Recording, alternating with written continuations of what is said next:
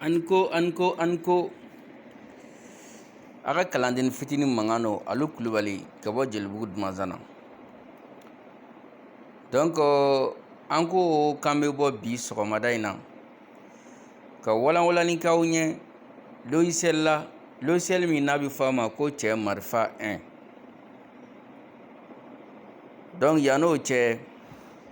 an ka foli bɛ se kɛnɛ ni karamɔgɔ ani kalandenw bɛɛ lajɛlen ma. Kɛrɛnkɛrɛnna an ka karamɔgɔba n'o de ye Mamu Kisima Jara ye n'a sigiyɔrɔ bɛnnen don Bako Jikɔrɔni ma. An b'an ka karamɔgɔba nin fo a ka kɔnɔna jɛlenya la. An b'an ka karamɔgɔba nin fo a ka dɔnniya laseli la. An b'an ka karamɔgɔba nin fo a ka hakili ɲumanya la. Karamɔgɔ min n'o ye laturu karamɔgɔ ye, karamɔgɔ min n'o ye karamɔgɔ ka karamɔgɔ ye, karamɔgɔ min n'a sera kɛ adamadenw bɔ laturu dibi la ka taa n'u ye laturu yelen na. Karamɔgɔ Mamu Kisima ye karamɔgɔ ye, karamɔgɔ min n'a cɛ sirilen don kosɛbɛ laturu tiɲɛ bɛ se ka bɔ kɛnɛ kan cogoya min na k'o di bɛɛ lajɛlen ma, bɛɛ lajɛlen ka se k'i yɛrɛ bɔ n'a ye ka tila ka mɔgɔ wɛrɛw bɔ n'a ye. An b'a fo k'a barikada o hukumu kɔnɔna la ka tila kɛ a kɛ to ɲini k'a fɛ k'an bolo fila b'an kɔ banfila t'an kun na. Donc an mago b'a ka duwawu la, an bɛ duwawu k'a ɲɛ Ala k'a mɛn an kɔrɔ, Ala k'a mɛn an kɔrɔ. A ka laɲini ye min ye kalanbolo nin kɔnɔna la Ala k'o k'a ɲɛ, Ala k'an yɛrɛ mɛn a kɔnɔ, an yɛrɛ ka se ka walanda caman ta a kɔnɔ, walanda minnu b'a la min bɛ se ka an nafa an ka ɲɛnamaya kɔnɔna la, min bɛ se k'a to an bɛ se ka mɔgɔ wɛrɛw fana nafa an ka ɲɛnamaya kɔnɔna la. O tɛmɛnen ka bɔ yen nɔ, an ka kalanbolo ni commission n'o de ye commission ye, commission min bilalen bɛ kɛ kalanbolo ni kɛ a lakɔlɔsi, commission min bilalen bɛ kɛ initiative ka na n'u ye kalanbolo nin kɔnɔna la. Commission nin bilalen don ka kalanbolo ni ka ko bɛɛ lajɛlen sɛnsɛn walasa an ka se ka kalan ɲɛnama sɔrɔ a kɔnɔna la. An b'o commission président ba fo n'o ye karamɔgɔ Sila ye n'o sigilen bɛ Londres. Donc an b'a fo a ka cɛsiri la, an b'a fo a ka kɔnɔna jɛlenya la, an b'a fo vraiment a ka wale ɲuman dɔn na, an b'a fo vraiment a ka sens d'organisation na. O tɛmɛnen ka bɔ yen nɔ, WhatsApp nin yɛrɛ kɔlɔsibaga n'o ye karamɔgɔ Badrisa Samake n'a sigiyɔrɔ bɛnnen don Senu ma. An b'ale fo. Cɛkɔrɔba ɲuman nin a ti ɲinɛ a ti sunɔgɔ. Cɛkɔrɔba ɲuman nin wagati o wagati n'i bɛ WhatsApp sanfɛ ale de bɛ maaw kɔlɔsi. An b'a fo a k'o cɛsiri la. An b'a fɔ hali sisan Ala ka kɛnɛya ni si caman di a ma, Ala ka kɛnɛya ni si caman di an bɛɛ lajɛlen ma walasa an ka se ka continuer ka kalanbolo ni ɲɛnamaya. An b'an ka karamɔgɔba bɛɛ lajɛlen fo min bɛ kalanbolo nin kɔnɔna la. An b'an ka kalandenni bɛɛ lajɛlen fo min bɛ kalanbolo nin kɔnɔna la. An da sera minnu tɔgɔ ma, an da ma se minnu tɔgɔ ma, minnu cɛ sirilen don kalanbolo nin ko la, minnu fana bɛ dɔnniya ɲini na kalanbolo nin kɔnɔna la, minnu fana bɛ fayidaw di an ma kalanbolo nin kɔnɔna la. An bɛ bɛɛ lajɛlen fo ko bɛɛ lajɛlen ni ce i yɛrɛ ɲɛ. Donc an ka foli a bɛ se aw bɛɛ lajɛlen ma, aw kelen kelenna bɛɛ lajɛlen ma minnu bɛ k'an lamɛn, an ka foli bɛ se aw ma aw sigiyɔrɔ la. Donc ka tila a ka to ɲini kɛ jama fɛ k'an bolo fila b'an kɔ banfila t'an kunkolo la. An bɛna don walanda min kɔnɔna la, ni fili min y'an sɔrɔ walanda nin kɔnɔna la ko karamɔgɔba ka fili tɛ, ko kalandenni fili don. Donc an b'o hakɛto ɲini kɛ jama fɛ. N'an donna maa min fɛnɛ gasira a kɔnɔna la, donc hali sisan nɔ an bolo fila b'an kɔ. N'an tɛmɛna ka bɔ yen, an ka walanda nin kɔnɔna la bi n'o ye logiciel cɛ marifa 1 ye. Logiciel cɛ marifa 1 mun de don? Logiciel cɛ marifa 1 a dabɔra jɔn de kama? Logiciel cɛ marifa 1 a bɛ sigi fɛn sugu jumɛnw de kan? Logiciel cɛ marifa 1 a bɛ labaara cogoya jumɛn?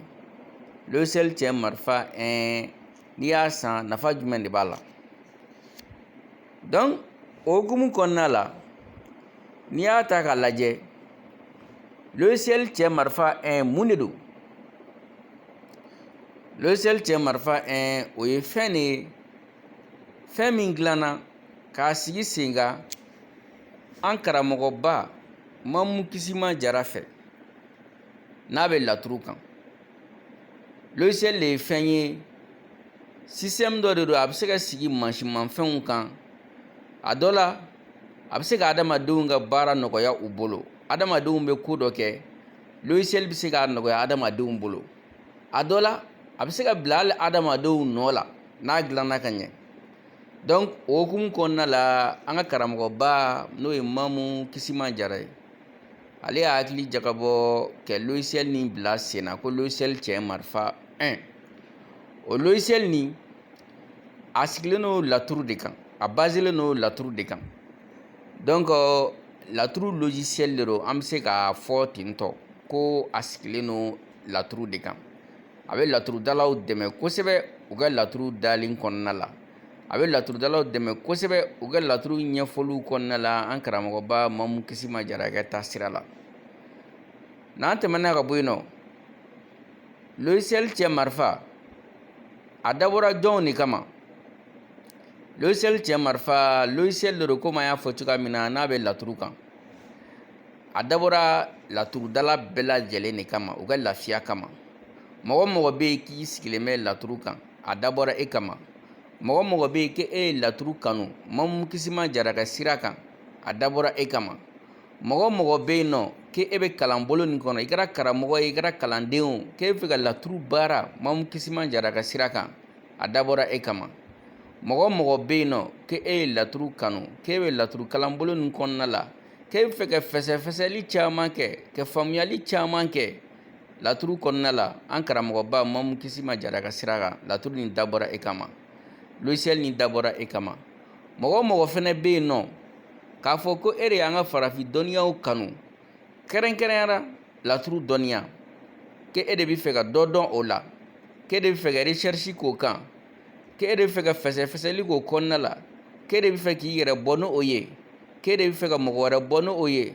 an karamɔgɔ Mamu Kisima Jara ka sira kan vraiment logiciel cɛ marifa 1 a dabɔra e fɛnɛ kama. O tɛmɛnen ka bɔ yen nɔ logiciel cɛ marifa 1 a bɛ se ka sigi fɛn sugu jumɛn ni fɛn sugu jumɛn de kan. N'i y'a jateminɛ k'a lajɛ logiciel ko nin na an b'an karamɔgɔba fo n'o ye Mamu Kisima Jara ye. Baara caman kɛra a kɔnɔna la. Baara fɔlɔ minnu kun kɛra a kɔnɔna la o kun ye logiciel de ye logiciel min bɛ se ka sigi ordinateur kan. Donc ordinateur kun bɛ mɔgɔ minnu bolo olu caman kun bɛ se ka baara kɛ ni logiciel cɛ marifa 1 ye. Mais an tila k'a jateminɛ k'a ye k'a fɔ ko ordinateur tɛ bɛɛ bolo. Donc sisan nɔ mɔgɔ caman bɛ baara kɛ ni téléphone de ye surtout téléphone Android bɛ mɔgɔ caman bolo. Donc an fɛnɛ y'an miiri an ye logiciel nin bayɛlɛma ka taa n'a ye téléphone fan fɛ. Donc logiciel cɛ marifa 1 a version fɔlɔfɔlɔ o bɛ se ka sigi ordinateur kan. Nin version nin bɛ se ka sigi téléphone kan. Téléphone minnu ni système Android b'u la. Donc a bɛ se ka sigi o téléphone bɛɛ lajɛlen kan ka se ka baara kɛ n'a ye. O tɛmɛnen ka bɔ yen logiciel cɛ marifa 1 a bɛ installer téléphone kan cogoya jumɛn. Comme aw ɲɛ b'a la écran kan cogoya min na ni mɔgɔ min ye logiciel cɛ marifa 1 ni garisigɛ sera ka don a la i bɛ fichier min sɔrɔ o fichier de filɛ nin ye écran kan ni dessin min b'a la n'a bɛ komi wɔkulɔni dessin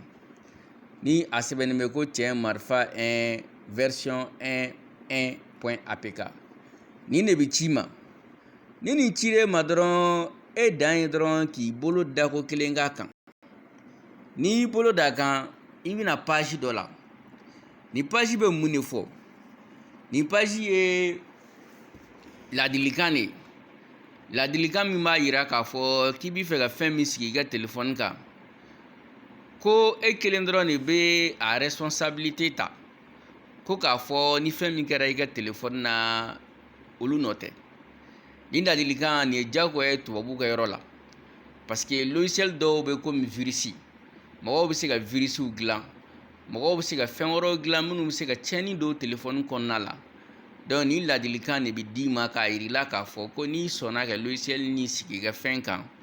ni fɛn o fɛn kɛra i ka téléphone na ko i sɔnna o ma tubabuw ka sariya de ye nin fɛn ninnu ye.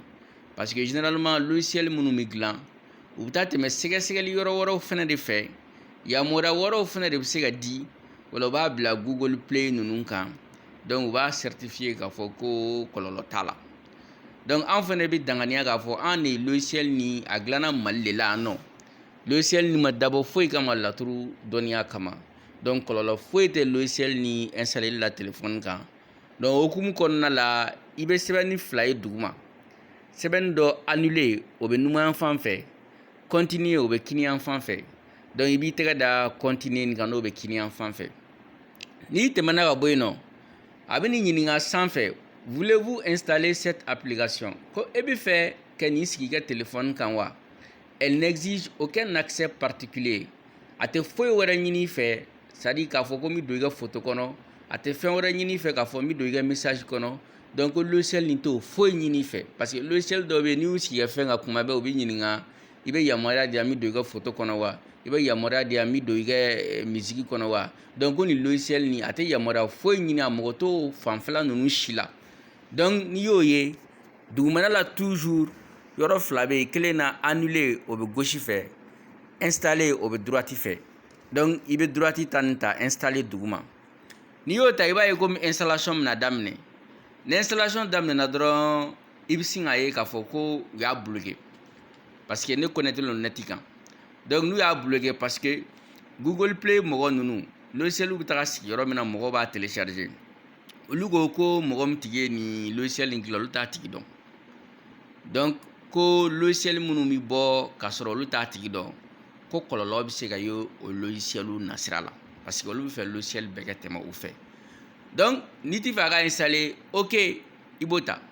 mais n'i bɛ fɛ a ka installer k'i dalen don a la i bɛ installer quand même ta donc installer quand même o de b'a bɛɛ lajɛlen duguma ne y'o ta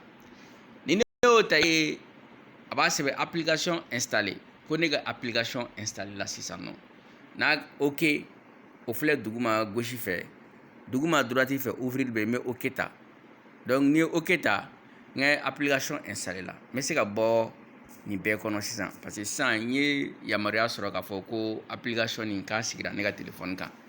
donc sisan n bɛ taa application de ɲini sisan n ka téléphone kɔnɔ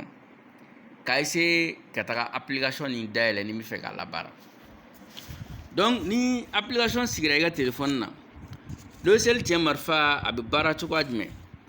donc pour ka se k'a labaara an bɛ taa n ka application nin ɲini komi an y'a fɔ cogoya min na donc n bɛ taa n ka application bɛ yɔrɔ min na n bɛ taa ɲini yen nɔ donc n bɛ taa ɲɛ b'a sɛbɛnnen na ko cɛ marifa o application nin na ɲɛ b'a fɔn na n'u kɔrɔ o dessin b'a la k'an karamɔgɔ Mamu Kisima yɛrɛ fɛnɛ photo k'a kɔnɔna la donc n bɛ cliquer o kan ni n cliquer o kan a bɛ na ni ye page fɔlɔ dɔ la o page fɔlɔ nin a sɛbɛnnen bɛ cɛ marifa 1 yɔrɔ dɔ la a kɛlen bɛ k'a sɛbɛn ko n ka nom d'utilisateur don ko n ka sɛbɛnni dɔ don min b'a yira ko n bɛ se ka fɛn nin utiliser ko n ka ko nɛgɛ dɔ don mot de passe ko nɛgɛ min bɛ yamaruya di ne ma ne bɛ se ka fɛn nin utiliser donc bleu la verti la i b'a sɛbɛn ko login n'i ye tɔgɔ ni ko nɛgɛ nin don donc i b'i tɛgɛ da login nka pour que a ka se ka dayɛlɛ ɲɛ i ka don logiciel cɛ marifa kɔnɔ donc an bɛna logiciel nin an bɛna code don ka sɔrɔ k'a yira donc n'a nana n'a y'o page kura nin na i b'a ye sanfɛ a sɛbɛnnen bɛ tracer un nouveau thème géomatique k'i ka laturuba kura dɔ da donc o ye yɔrɔ de ye yɔrɔ min b'a la n'i taara o taasira fɛ e mago tɛna kɛ papier la e mago tɛna kɛ bigi la e mago tɛna kɛ laturu fan na donc e ta kɔni ye min ye dɔrɔn e b'a bɛɛ lajɛlen ci turabu i b'a bɛɛ lajɛlen ci téléphone de kɔnɔ donc o la n'i yɛrɛ bɛ fɛ k'i ka ko dɔ lajɛ i bɛ se ka tɛmɛ o sira fɛ i bɛ fɛ ka mɔgɔ dɔ ka ko dɔ lajɛ i bɛ se ka tɛmɛ o sira fɛ n'a sɔrɔ i bolo i t'i fɛ ka buguru utiliser i bolo i t'i fɛ ka papier utiliser i bolo i t'i fɛ ka bigi utiliser i fɛ k'a bɛɛ kɛ téléphone na i bɛ tɛmɛ o sira fɛ o dugumana la a sɛbɛnnen bɛ utiliser un thème géomatique déjà tracé ko i ka laturuba dɔ utiliser laturuba min dalen kɔrɔ don donc o bɛ kɛ kan minnu na kan minnu b'a la e de bɛ fɛ k'i ka fɛn ci i ka buguru kan ka sɔrɔ k'a laturuba don nin kɔnɔ o bɛ kɛ kan minnu na Cas minnu b'a la e ti fɛ k'i ka laturu ci telefɔni kɔnɔ, e bɛ fɛ k'a ci papier de kan. N'i ka laturuba sɔrɔ i bɛ sɔrɔ k'a don nin kɔnɔ. O bɛ kɛ cas minnu na, cas minnu dɔ bɛ e wele sisan, karisa n ye laturu dɔ da, laturu nin ma foyi faamu a la, est ce que i bɛ se ka walawalali k'a ye? I b'a fɔ ba 4 ci ma, n'a ye ba 4 ci ma, i bɛ don nin sira fɛ ka ba 4 nin don yen nɔ. O bɛ kɛ cas minnu na e yɛrɛ min fana bɛ fɛ ka caman faamu laturu la, e mɔgɔ min fana bɛ fɛ ka recherche kɛ laturu kɔnɔna la, i bɛ don o kɔnɔ, i yɛrɛ bɛ ba 4 dɔw ta k'o wolo ka lajɛ olu bɛna fɛn minnu di, i ye jateminɛ minnu k'o la, i bɛ se ka tɛmɛ o sira fana fɛ. Donc o hukumu kɔnɔna la, an bɛna sanfɛ tan nin ta. Tracer un nouveau thème géomatique n'o de bɛ sanfɛ. N'i ye n tɛgɛ da o kan, a bɛna nin ye page wɛrɛ la. O page nin kɔnɔna la, i b'a ye rectangle finman, kori finman 4 bɛ yen nɔ. Ka tila kɛ bouton dɔ kɛ ni bouton nin n'o ye vert ye, binkɛnɛma. I bɛ tila k'a sɔrɔ tugun case 4 bɛ yen nɔ, olu ye orange ye. Bouton finman 4 min bɛ yen nɔ, n'o ye kori finman 4 nin ye, o de ye adamaden tɛgɛ dayɔrɔ ye. Komi n'i bɛ n'i ka laturu matigɛ, i b'a matigɛ n'i tɛgɛ ye cogoya min na, i b'i tɛgɛ da olu de kan. Donc dayɔrɔ kelen, o bɛ laturuden o b'a kunkolo di n'o y'a tasuma ye. Kori filanan ta, dayɔrɔ filanan, o bɛ laturuden o b'a kan yira, donc n'o y'a fiɲɛ ye. Donc kori dayɔrɔ sabanan, o bɛ laturuden o b'a a kɔnɔbara yira n'o y'a ji ye. Dayɔrɔ 4nan, o bɛ laturuden sen yira n'o y'a mara ye. Donc n'i ye nin dayɔrɔ 4 nin kɛ siɲɛ kelen, o bɛ kɛ laturuba fɔlɔ, o b'o bɔ ka d'i ma n'i ye ok ta. Donc exemple, n bɛ n tɛgɛ da kori fɔlɔ kan, ka n tɛgɛ da kori filanan kan, k'a da kori sabanan kan, ka tila k'a da kori 4nan kan. Donc hali n'a nɔ tɛ ka bɔ écran na, a bila i kunkolo la a y'a ta en compte. Donc n bɛ sɔrɔ kɛ ok ta. N'i ye ok ta, i b'a ye directement n ye ba fɔlɔ min sɔrɔ n'o ye kalalaw ye, a nana o sigi dugumana la. Donc n bɛ segin nin de kan fo n ka ba 4 bɛɛ sɔrɔ. Donc ba filanan ta fɛnɛ n b'o kelen kɛ, n b'a da fɔlɔ kan, k'a da filanan kan, k'a da sabanan kan, k'a da 4nan kan. N bɛ tila ka ok kelen ta tugun. N ye ba filanan sɔrɔ n'o bɛ bɛn masa Solomana ma. Donc n bɛ tila ka segin o kan tugun, n b'a da fɔlɔ kan, k'a da filanan kan, k'a da sabanan kan, k'a da 4nan kan. N bɛ tila ka ok ta tugun. N ye ba sabanan sɔrɔ n'o bɛnna tɔn tigi ma. Donc n bɛ tila k'a da fɔlɔ kan, k'a da filanan kan, k'a da sabanan kan, k'a da 4nan kan. N bɛ ok ta tugun. O bɛna luseni ma. Donc a nana ni ye page kura la, a ye ɲininka binkɛnɛma bɛ yɔrɔ min na, générer un thème pour ces 4 mères. K'i fɛ ka ni laturuba wolo, laturuba min sigilen don nin ba 4 kan wa? Donc ba fɔlɔ kalalaw, ba filanan masa Solo, ba sabanan tɔntigi, ba 4nan n'o bɛnna luseni ma. Donc n'i ko bon n bɛ fɛ k'a wolo, i b'i tɛgɛ da binkɛnɛma nin kan. Une fois k'i tɛgɛ da o kan dɔrɔn, a bɛna n'i ye yɔrɔ min na directement, a bɛna n'i ye laturu wololen kɔnɔna la. I m'a ye, n'i taara Seju fɛ yen, an ka ba fɔlɔ sigilen bɛ yen n'o ye kalalaw ye. N'i nana Adama fɛ yen, an ka ba filanan sigilen bɛ yen n'o ye masa Solomana ye. N'i nana Maleju fɛ yen, an ka ba sabanan sigilen bɛ yen n'o ye tɔntigi Garila ye. N'i nana Aliba fɛ yen, an ka ba 4nan sigilen bɛ yen n'o ye Luseni ye. Donc a y'a bɛɛ wolo. Taliki fɛ yen, Taliki yɛrɛ nana. I m'a ye, Ɛnzan fɛ yen, masa Solomana nana. Lumara fɛ yen, Nuhunkɔrɔ nana. Mangusi fɛ yen, Badara Alu nana. Kalalaw fɛ yen nɔ, Zumana nana. Masa Solo fɛ yen nɔ, Zumana nana. Badara Alu fɛ yen, a yɛrɛ nana. Nuhunkɔrɔ fɛ yen, Zumana nana. Luseni fɛ yen, i b'a ye Musa nana. Tɔntigi Garilan fɛ yen, i b'a ye Nuhunkɔrɔ nana. An ka kɛnɛ kan n'o ye Zumana fɛ yen, i b'a ye Nuhunkɔrɔ nana. An ka ko laban n'o ye Sige Musa fɛ yen, i b'a ye Taliki nana. Donc a ye laturu bɛɛ wolo kelen k'a sɔrɔ i ma sɛgɛn. A tilala ka numérotation sigi laturuden bɛɛ lajɛlen kan. Komi kalalaw de bɛnna an ka so fɔlɔ ma, o de nana sigi Seju fɛ yen, i b'a ye a bɛna numéro 1 sigi kalalaw fɛ yen, a bɛna numéro 2 sigi masa Solo fɛ yen, a bɛna numéro 3 sigi Badara Alu fɛ yen, a bɛna numéro 4 sigi Nuhunkɔrɔ fɛ yen, a bɛna numéro 5 sigi Luseni fɛ yen, a bɛna numéro 6 sigi Garila fɛ yen, a bɛna numéro 7 sigi Zumana fɛ yen, a bɛna numéro 8 sigi Musa fɛ yen, a bɛna numéro 9 sigi Seju fɛ yen, a bɛna numéro 10 sigi Adama fɛ yen, a bɛna numéro 11 sigi Maleju fɛ yen, a bɛna numéro 12 sigi Aliba fɛ yen, a bɛna numéro 13 sigi Taliki fɛ yen, a bɛna numéro 14 sigi Ɛnzan fɛ yen, a bɛna numéro 15 sigi lumara fɛ a bɛna nimoro 16 sigi mangosi fɛ a y'a bɛɛ lajɛlen wolo k'a bɛɛ lajɛlen ba ɲɛ tugu ani ɲɛ yɛlɛn cɛ ka tila k'a nimoro te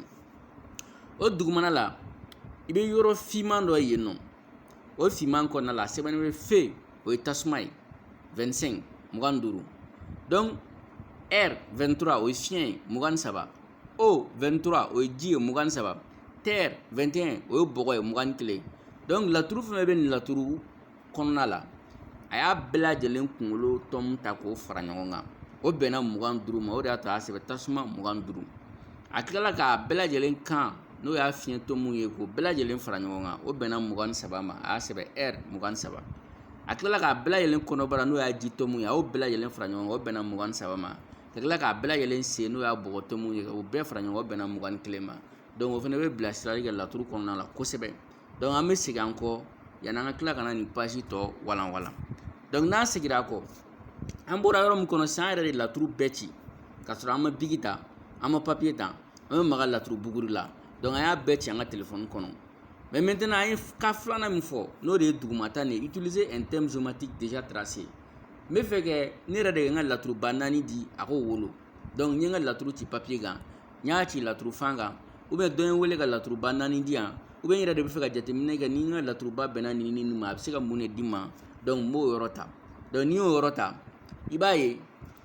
a bɛna f'i ɲɛna gauche fɛ sanfɛ numanyan fan fɛ choisir maire 1 k'i ka ba fɔlɔ ta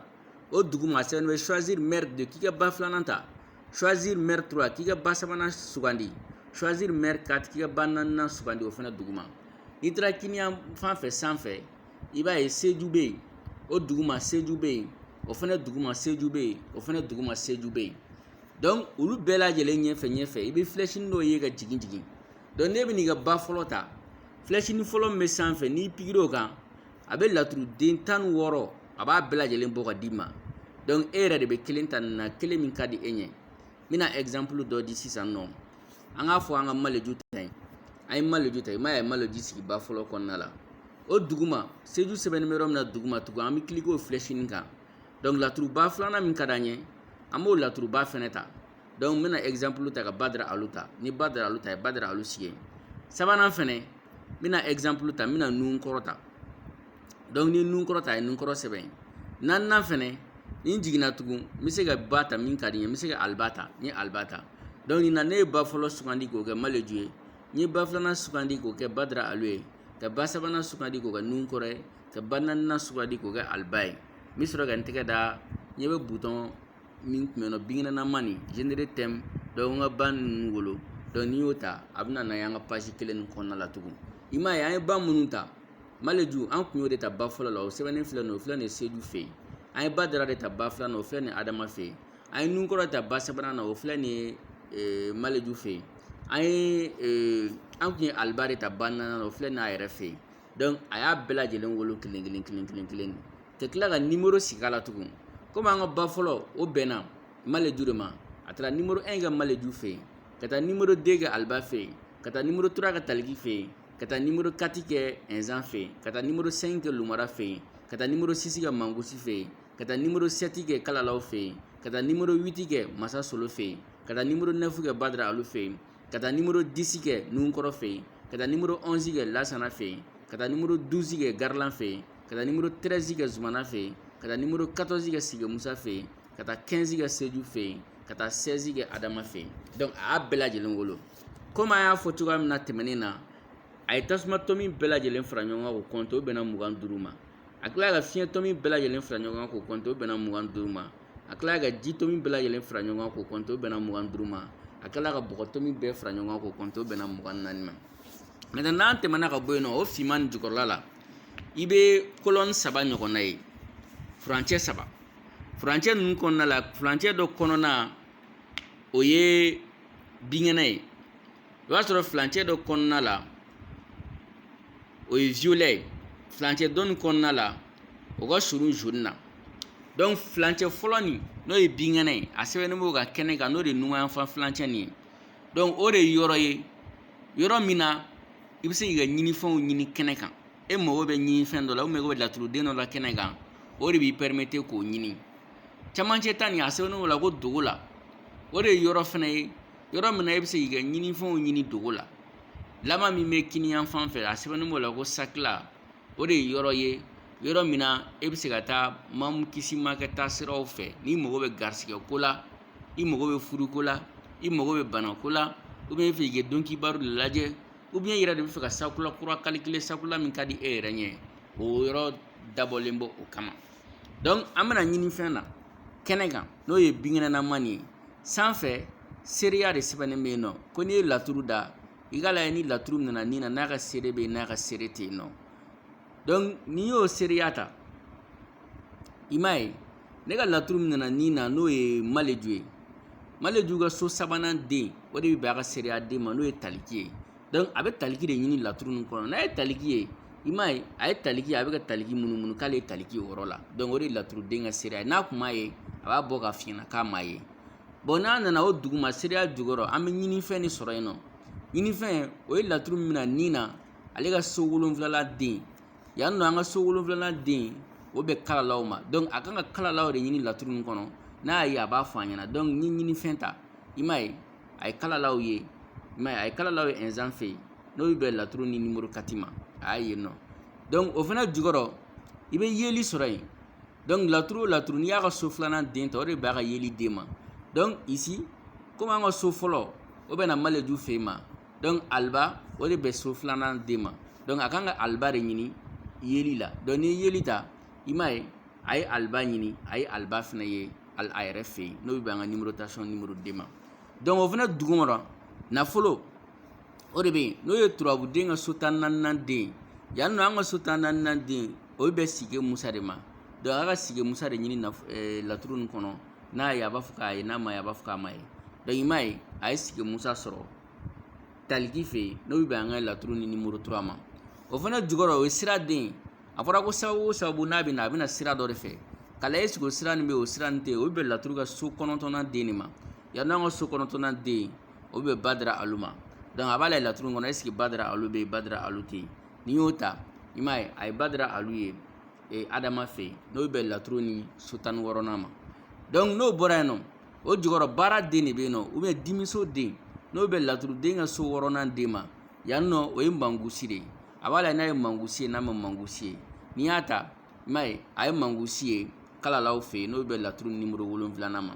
donc o jukɔrɔ fana a bɛɛ la jukɔrɔta o de ye kanu den k'a lajɛ i bɛ ka fɛn min kanu est-ce que kanu nin yɛrɛ bɛ kanu nin tɛ yen ou bien kanubaga kanu nin ko bɛ cogoya min a ko tɛ cogoya jumɛn kanu ɲini fɛn donc n'i y'o ta o bɛ laturu ka so 5nan den de ma anw fɛ yan nɔ o bɛ komi lumara donc a bɛ lumara de ɲini laturu nin kɔnɔ i m'a ye a y'a sɛbɛn information ko kibaruya la figure lumara n'est pas dans le thème kɛnɛ kan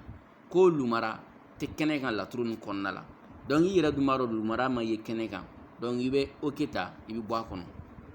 donc o ye ɲinifɛn sira ye kɛnɛ kan camancɛ ta nin o fana bɛ baara kelen nin kɛ mais o b'a ɲini dogo la en cas n'i ma ɲinifɛn min ye kɛnɛ kan n'i b'a ɲini dogo la i bɛ se k'a ɲini par exemple an ye kanu ɲini sisan kɛnɛ kan an ma kanu ye kɛnɛ kan donc n'an fɛ ka kanu ɲini dogo la an bɛ camancɛ ta nin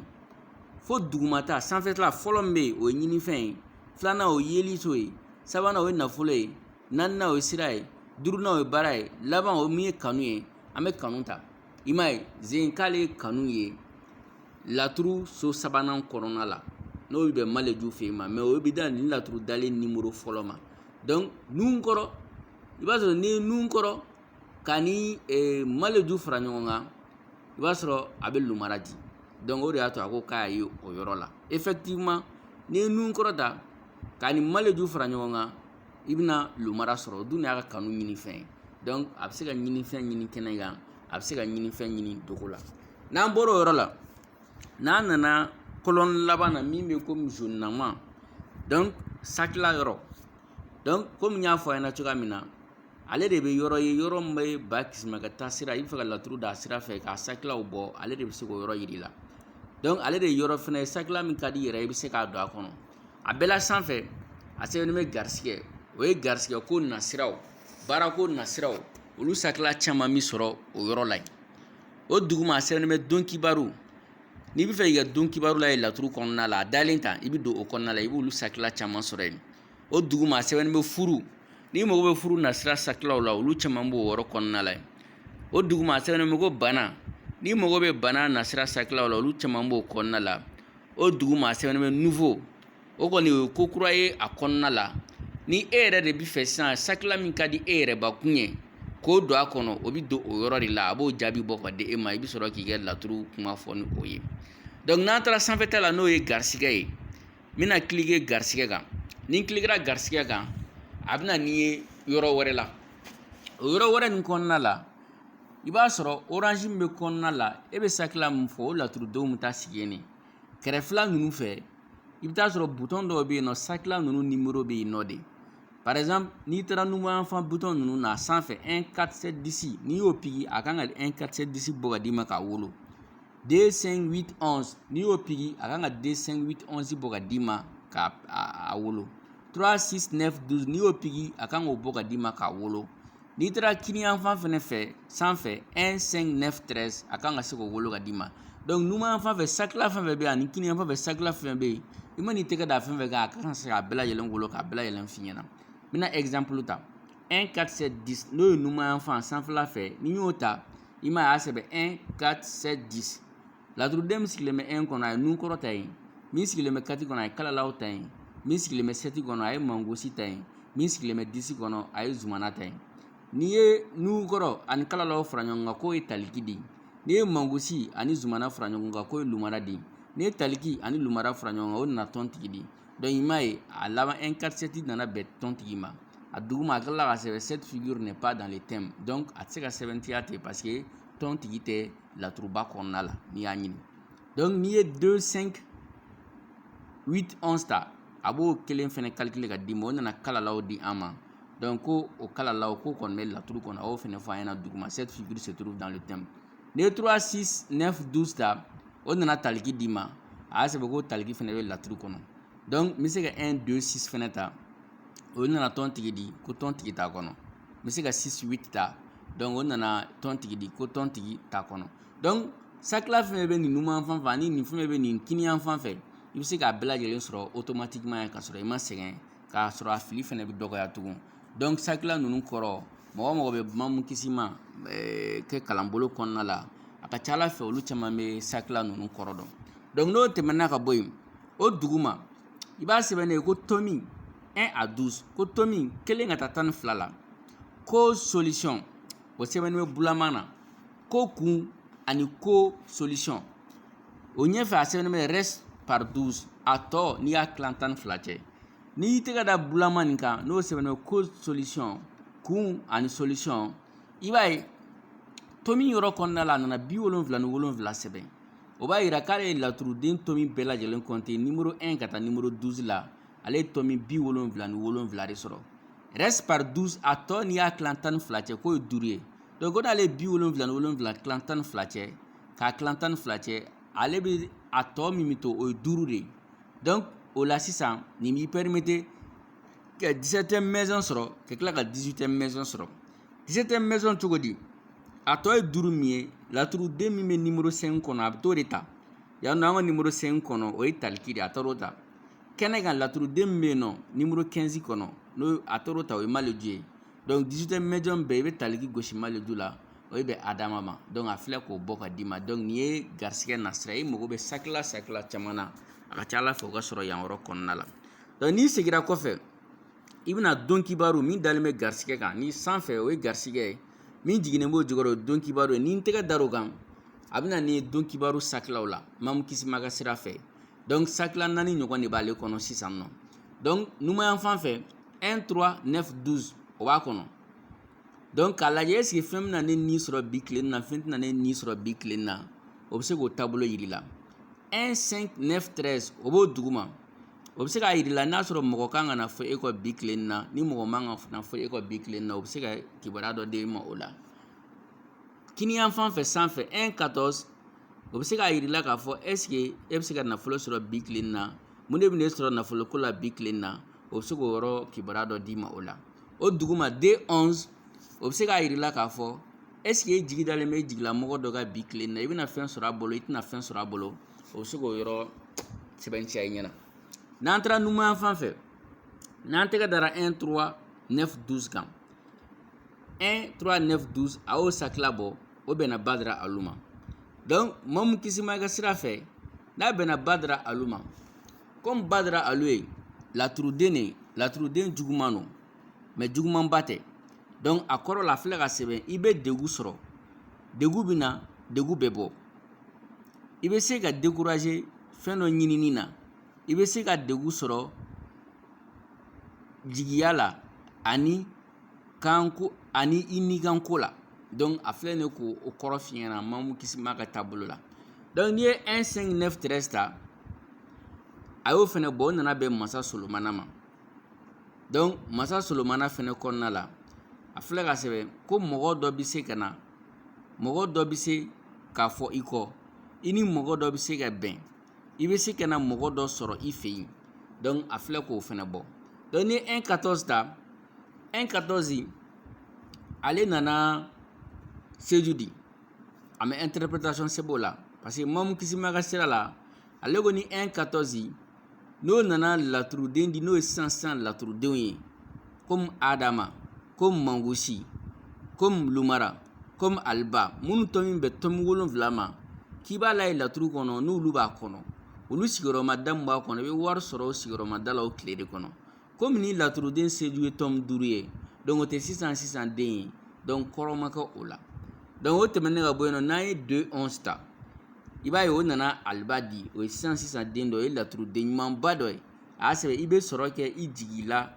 jigi la mɔgɔ dɔ bolo. Donc a bɛ komi bi tile la i bɛ se ka sɔrɔ dɔ kɛ i jigila mɔgɔ dɔ bolo, o ye don kibaru nasira ye.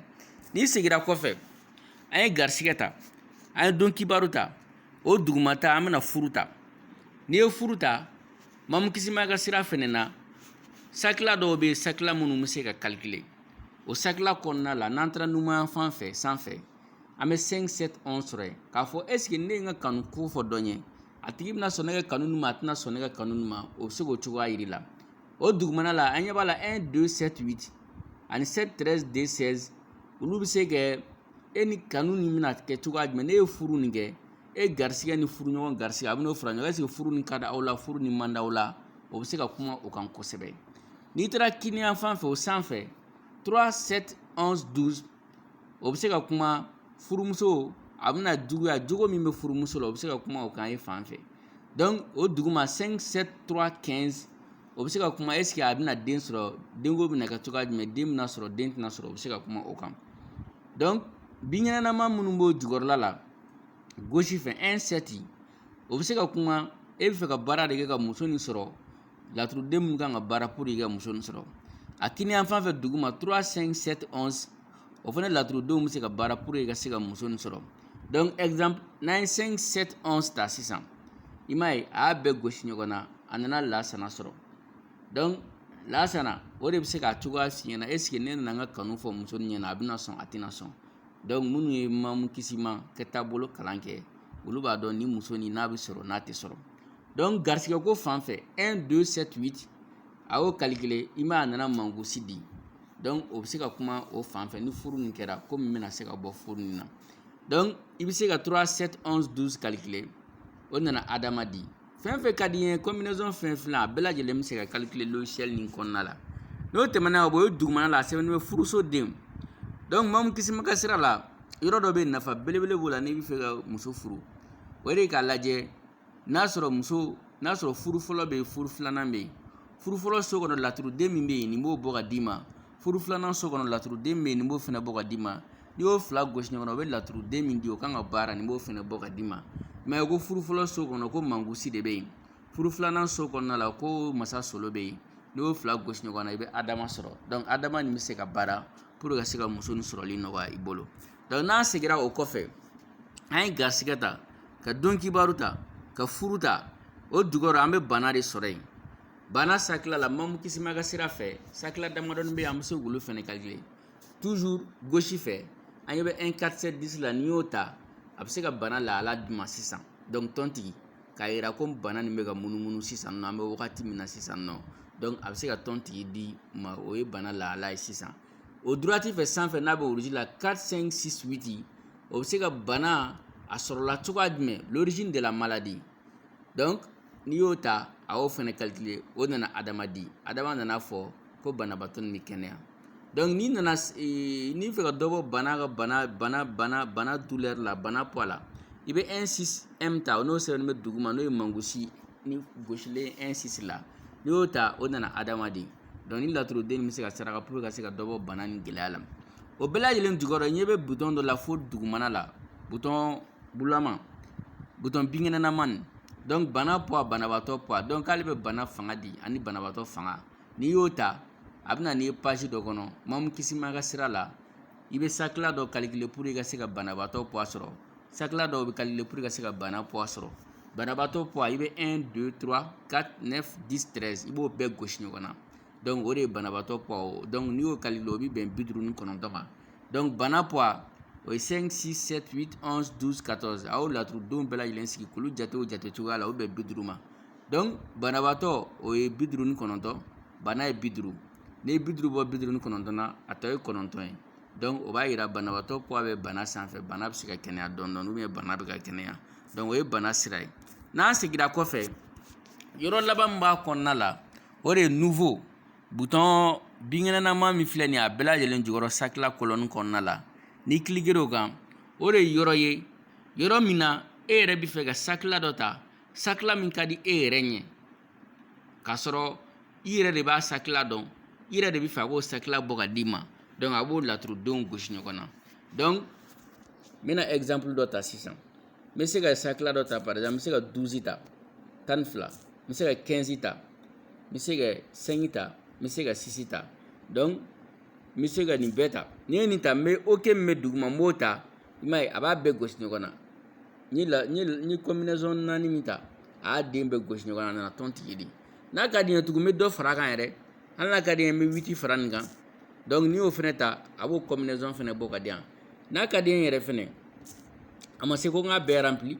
yɔrɔ min ka di n ye n b'o rempli, yɔrɔ min man di n ye n b'o rempli, n t'o rempli. N'a ye ja n bɛna 14, 16 ta. Donc n ye fɔlɔ n y'o de rempli n y'o kɛ 12 ye, 3 nin m'o rempli, n ye 16 n'o ye laban n y'o rempli. Donc a b'o laturudenw gosi la a b'o bɔ ka di ma. N'a ka di n ye yɛrɛ hali kelen yɛrɛ n bɛ se ka kelen ta. N'i ye kelen ta i m'a ye Musa a nana Masa Solo a nana Masa Solo bɔ ka di yan. Bon n'i ma fɛn yɛrɛ ta, n'i ma fɛn ta o la a bɛ sigi Musa bɔ ka d'i ma parce que i ma foyi ta. Bon en cas de cas ni mɔgɔ min filila ka dɔ wɛrɛ don a kɔnɔ par exemple dɔ bɛ fɛ sisan nɔ an bɛ se ka 1, 4, 7, 10 a tigi fɛ ka 10 don a filila ka numéro dɔ don par exemple numéro min ka ca ni 10 ye bon an ka 18 ta. Donc nin na i b'a dɔn 18 kɔni tɛ combinaison na parce que a dan ye 16 de ye. Donc 1, 4, 7, 18 ni mɔgɔ min ye nin ta laturu a b'a yir'i la k'a fɔ ko mettez des valeurs comprises de 1 à 16 ko kibaruya ko jate don jate min bɛ daminɛ tilenna ka taa 16 la a b'o f'i ɲɛna i bɛ OK ta. Donc i yɛrɛ bɛ se k'a falen n'a ka di i bɛna 10 la tugun. Donc OK a y'o 1, 4, 7, 10 bɔ ka di o nana bɛn tɔn tigi kelen ma. Donc vraiment yan page in hali k'a dan nin dɔrɔn ma sakila o sakila ka di ɲɛ ko e b'a kɔrɔ dɔn hali n'a ka di i tɛ taa sira tɔw fɛ i bɛna yan dɔrɔn i b'i ka sakila dɔn a b'a laturuden bɔ ka d'i ma i yɛrɛ b'a kɔrɔ ɲini k'a kɔrɔ fɔ. Donc o de tun ye vraiment logiciel nin aw yɛrɛ y'a ye cogoya min na logiciel ni a dilanna et puis fɛn caman b'a kɔnɔ a bɛ bɛɛ lajɛlen dɛmɛ i kɛra laturudala ye o k'i b'a da mɔgɔw ɲɛ k'e ka client ka ca o pour que k'i kunkolo lafiya pour que i ka filiw ka dɔgɔya i ka laturudalenw kɔnɔna la logiciel nin bɛ se k'i dɛmɛ kosɛbɛ. Logiciel nin aw yɛrɛ y'a ye cogoya min fɛnɛ na i kɛra kalanden ye o e yɛrɛ bɛ fɛ ka laturu kalan i fɛ ka ba dɔw ta i yɛrɛ ɲɛ k'a wolo k'a lajɛ a bɛna fɛn minnu di k'i dege numérotation na k'i dege wolocogo la k'a lajɛ sakila minnu bɛna di sakila ninnu bɛna mun de yira a yɛrɛ y'a ye a bɛ se ka mɔgɔ dɛmɛ olu bɛɛ lajɛlen na. Donc logiciel nin a yɛrɛ y'a ye a bɛ nafaba de se mɔgɔ ma mɔgɔ min bɛ yen k'ale bɛ fɛ ka laturu dege mɔgɔ min bɛ yen k'ale ye laturu kanu mɔgɔ min bɛ yen nɔ k'ale bɛ fɛ ka dɔ fara a ka laturu dɔnniya kan ani mɔgɔ min bɛ yen k'ale bɛ fɛ ka laturu pratiquer. Donc kalandenw karamɔgɔ logiciel nin filɛ nin ye a bɛ bɛɛ lajɛlen de nafa. Donc ɲɛfɔli nin kɔfɛla la sisan nɔ ɲɛfɔli nin kɔfɛla la an bɛ karamɔgɔ ni kalanden bɛɛ lajɛlen fo tugun an b'an ka foli kurakuraya parce que video nin a janyara et puis a kun kan ka janya fɔlɔ parce que mɔgɔw ye laɲini kɛ video kun fɔlɔ minnu kɛra n'olu kɛra nansarakan na caman yira o m'o faamu n'an bɛ se ka segin video ninnu kan bamanankan na. Donc o hukumu de kɔnɔna la an segira a ka bamanankan na et puis video ninnu a janyara kosɛbɛ. An bɛ hakɛto ɲini kɛ kalanden ani kalanbaw bɛɛ lajɛlen fɛ ani karamɔgɔw bɛɛ lajɛlen fɛ ko u ka yafa an ma video ni janya kɔnɔna la. Donc mais nafa bɛ video nin na parce que a b'a permettre mɔgɔw k'a dɔn fɛn min b'a kɔnɔ, a b'a permettre fɛnɛ mɔgɔ minnu fɛnɛ bɛna garisɛgɛ la olu ka se k'a utiliser. Donc vraiment ni ne tun ye laseli ye, an bɛ fɛ ka laseli min fɔ aw ɲɛna logiciel cɛ marifa kan. Donc o hukumu kɔnɔna la an tɛ se ka bɔ fo an ka karamɔgɔba fo tugun n'o ye Mamu den Kisima Jara. N'o ye Mamu Kisima Jara n'ale bɛ Bakɔ Jikɔrɔni ni ACI la, n'ale ye professeur international en géomancie, n'ale ye laturu karamɔgɔba ye, karamɔgɔ ka karamɔgɔ, kalandenw ka kalandenw. Laturu Baba Jabali n'o de ye Mamu Kisima Jara ye, karamɔgɔ min sera ka kɔnɔnajɛya ka laturu kalan, ka laturu dege, ka laturu faamu, ka tila ka kɔnɔnajɛya k'a di mɔgɔw ma, an ka se k'an yɛrɛ nafa n'a ye, k'an kɛrɛfɛ mɔgɔw nafa n'a ye, k'an kanubaw nafa n'a ye, ka bɔ laturu dibi kɔnɔna la ka taa laturu yelen kɔnɔna la, ka se ka bɔ yɛrɛ saraka la ka taa mago dilan na. An b'an karamɔgɔba nin fo, an b'an karamɔgɔba nin fo, k'a ka commission président ba fo tugun karamɔgɔ Sila, ka commission membre bɛɛ lajɛlen fo minnu cɛsirilen bɛ kalanbolo nin ko la, ka tila ka an ka WhatsApp kɛlɛsigiba n'o de ye Badrisa Samake k'ale fɛnɛ fo cɛkɔrɔba ɲuman, ka tila ka karamɔgɔba bɛɛ lajɛlen fo. I kɛra mori ye o, i kɛra soma ye o, i kɛra laturudala ye o, i mana kɛ karamɔgɔ sugu o sugu ye kɛnɛ nin kan, an ka foli b'i ye, an ka bonya b'i ye. Donc ka tila ka kɛnɛ nin kalanden bɛɛ lajɛlen fo, kalanden kura, kalanden kɔrɔ, k'a daminɛ kalanden fɔlɔ la fo kalanden laban, an ka foli bɛ se i ma. Donc fo i sigiyɔrɔ la. Donc ka tila ka hakɛto ɲinikɛ bɛɛ lajɛlen fɛ ni kuma nin kɔnɔna la yɔrɔ minnu ma ɲɛ a la, fili donna yɔrɔ minnu kɔnɔna la, karamɔgɔba ka fili tɛ dɛ, kalanden ni fili don. An b'o hakɛto ɲini bɛɛ lajɛlen fɛ. N'an donna min fɛnɛ gasi la, donc an bɛ hakɛto ɲinikiw fɛ ko dabɔ kama tɛ, ko dabɔ kama tɛ, ko fili don. Donc k'an bolo fila b'an kɔ, ko ba fila tɛ an kun na. An bɛ foli se bɛɛ lajɛlen ma, ka duwawu kɛ bɛɛ lajɛlen ɲɛ, ka tila ka duwawu ɲini bɛɛ lajɛlen fɛ.